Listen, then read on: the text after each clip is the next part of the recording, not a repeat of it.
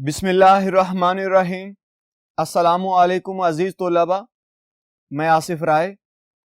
अजीज तलबा, आज हमारे पास जमात दहम में से तफहीम इबारत है। तफहीम इबारत में ये होता है कि एक पैराग्राफ होता है, उस पैराग्राफ को हमने अच्छी तरह से बागौर मतालिया करना होता है। उस मुतालिया के बाद बिल्कुल आखिर पे कुछ सवालात दिए होते हैं। उन सवालात को हमने पढ़ने के बाद पूरे पैराग्राफ के अंदर से वो सवालों के जवाब ढूंढने होते हैं। तो आज यही काम हमने लेक्चर में करना है। आइए बढ़ते हैं बोर्ड की जानिब और इन पैराग्राफ को पढ़ते हैं और उनके सवालात को देखते हैं और उनके जवाबात ढूंढते हैं। आइए चलते हैं बोर्ड की जानिब।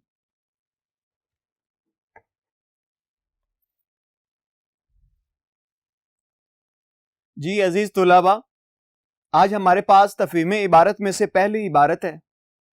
इस इबारत को हमने पहले तो बागौर मुतालिया करना है, इसको अच्छी तरह से हमने पढ़ना है। जब हम अच्छी तरह से इसे पढ़ लेंगे उसके बाद हमें समझ आ जाएगी कि इस पैराग्राफ में बात क्या हुई है। जब हमें बात समझ आ जाएगी तो फिर जब इसकी मशक में से नीचे दिए हुए सवालात को पढ़ेंगे तो हमें सवालात के जवाबात ढूंढने में आसानी होगी। मैं आपको बताता चलूं कि ये जो पैराग्राफ है ये किस किस साल में कितनी बार आ चुका है, क्योंकि ये ज़रूरी है कि हमें ये ज़हन नशीन हो जाए कि पिछले सालों में ये जो पैराग्राफ है कितनी बार पूछा गया है।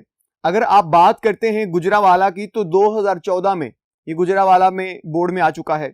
कश्मीर बोर्ड में ये 2016 में आ चुका है।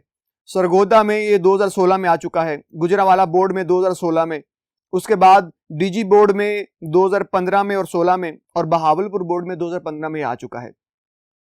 कहने से मतलब ये है कि ये अहम पैराग्राफ है, बहुत जरूरी है। तो आइए बिला ताखीर इस पैराग्राफ को पढ़ लेते हैं और फिर उसके बाद इसको समझते हैं और इसके सवालात के जवाब देखते हैं। पैराग्राफ है, पंजाब की हद इन दिनों में गजनी की हद तक फैली हुई थी।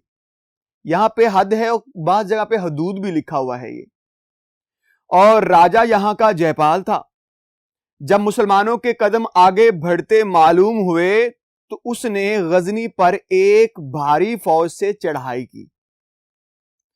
चुनाचे दफअतन मुलगान पर, दफअतन यानी एकदम से, अचानक से जाकर डेरे डाल दिए और पेशावर से काबल तक बराबर लश्कर फैला दिया। इधर से सुब्तगीन भी निकला। चुनाचे दोनों फौजें आमने सामने पड़ी थी और एक दूसरे की पेशदस्ती की मुंतजर थी, यानी इंतजार कर रही थी। पेशदस्ती कहते हैं आगे बढ़ना, कदम बढ़ाना। कि दफातन आसमान से गोले पड़ने लगे, यानी बेमौसम बर्फ गिरनी शुरू हो गई। वो लोग तो बर्फ के कीड़े थे, इन्हें खबर भी ना हुई।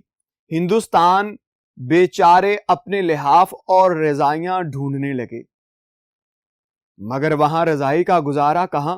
सैकड़ों अकड़कर मर गए, हजारों के हाथ पांव रह गए, जो बचे उनके औसान जाते रहे।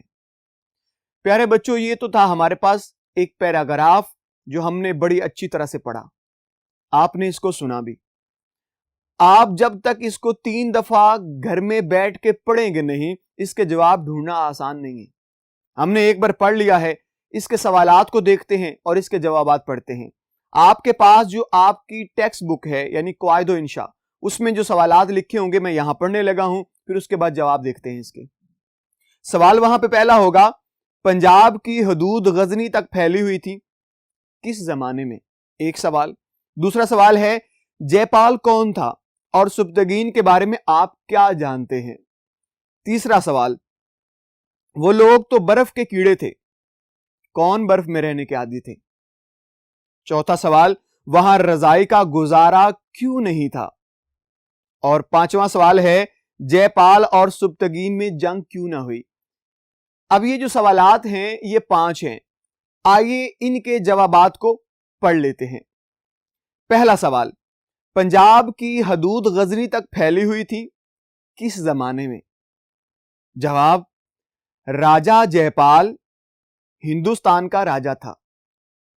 اس کے زمانے میں پنجاب کی حدود افغانستان کے شہر غزنی تک پھیلی ہوئی تھی۔ بچوں یہاں پہ ایک چیز آپ نے ضرور ذہن نشین کر لینی ہے، آپ نے جب بھی پیراگراف پڑھ لینا ہے تو اس پیراگراف میں جو جواب نکالنا ہے آپ نے ہو بہو وہ جواب، مراد وہ ایک سطر آپ نے پڑھی، ایک لائن، وہی اٹھا کے آپ اپنے جواب میں نہیں لکھ سکتے، اس طرح نمبر کٹ جائیں گے آپ کے۔ آپ نے اس جواب کو، جو لائن سطر آپ نے وہاں پہ جواب کی شکل میں دیکھی ہے پیراگراف میں، اب اسے ہو بہو نہ اٹھائیے، اسے اپنے الفاظ میں بدل لیجئے، اسے آسان فہم کر لیجئے، یہ ضروری ہے۔ ہو بہو اٹھانا مناسب نہیں ہے، اسے اپنے الفاظ میں ڈھال لیجئے گا تاکہ وہ ایک نیا جواب تخلیق ہو جائے۔ ابھی دوسرا سوال ہے میرے پاس، جے پال کون تھا اور سبتگین کے بارے میں آپ کیا جانتے ہیں؟ جواب ہے جے پال ہندوستان کے صوبے پنجاب کا راجا تھا۔ اس نے افغانی مسلمانوں کے خلاف جنگ کے ارادے سے غزنی شہر پر حملہ کیا تھا، جبکہ سبتگین مسلمانوں کا حکمران تھا جو اپنی نیک دلی، رحم دلی اور شرافت کے سبب غزنی کی عوام میں بہت مقبول تھا۔ 2 سوالات ہو گئے، تیسرے سوال کو پڑھتے اور اس کا جواب دیکھتے ہیں۔ وہ لوگ تو برف کے کیڑے تھے، کون برف میں رہنے کے عادی تھے؟ آپ نے ابھی پیراگراف میں پڑھا کہ وہاں پہ جملہ تھا کہ وہ برف میں رہنے کے عادی تھے، مراد برف کے کیڑے تھے۔ جواب ہے غزنی افغانستان کا ایک مشہور شہر ہے، وہاں کے لوگوں کو غزنوی کی صفت نسبتی سے پکارا جاتا ہے۔ صفت نسبتی کیا ہے؟ جب آپ کسی علاقے میں رہتے ہیں تو اس علاقے سے جو تعلق قائم ہوتا ہے آپ کا، اسے صفت نسبتی کہتے ہیں۔ جیسے میں لاہور میں رہتا ہوں تو میں لاہوری ہو گیا ہوں، وہ غزنوی میں رہتے تھے تو وہ غزنی ہو گئے۔ مراد جس علاقے سے آپ کا تعلق ہے، اس تعلق کی بنا پہ آپ کی ایک صفت بنتی ہے جسے صفت نسبتی کہتے ہیں۔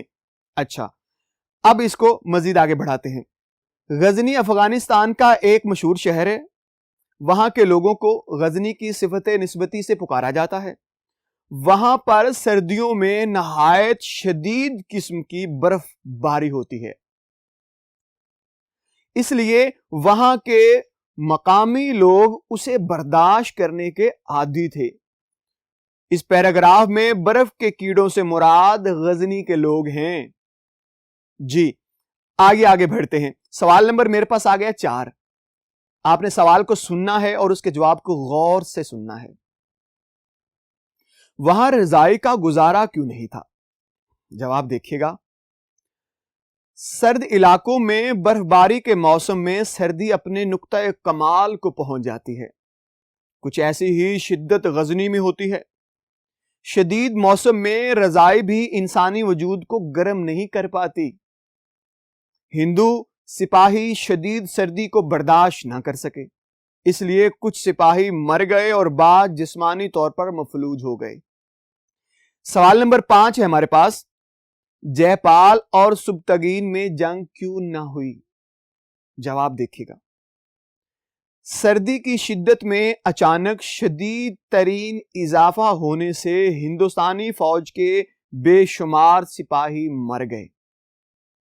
ہزاروں سپاہی کے جسمانی اعضاء کو سردی نے نکارہ کر دیا، جو باقی بچے تھے وہ بے ہمت ہو گئے، اس لیے دونوں افواج کے درمیان جنگ نہ ہوئی۔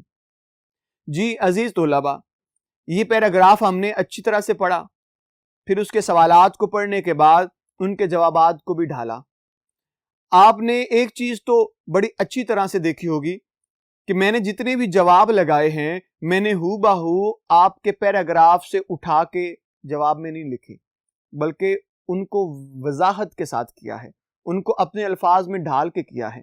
وہاں پہ ایک پیراگراف کے اندر ایک سطر لکھی ہوئی ہے، جب آپ اس کو اپنے الفاظ میں کریں گے تو وہ ایک سطر نہیں رہے گی، وہ 1.5 سے 2 سطریں خود بخود ہو جائیں گی۔ تو لہٰذا آپ نے بھی اسی لحاظ سے اسی طرح سے اس کو کر لینا ہے۔ آج کا ہمارے پاس اس لیکچر میں یہ ایک ہی پیراگراف تھا، یعنی عبارت نمبر 1 تھی۔ انشاءاللہ اگلے لیکچر میں ایک نئی عبارت کے ساتھ حاضر ہوں گے۔ تب تک کے لیے مجھے اجازت دیجیے گا. اللہ حافظ.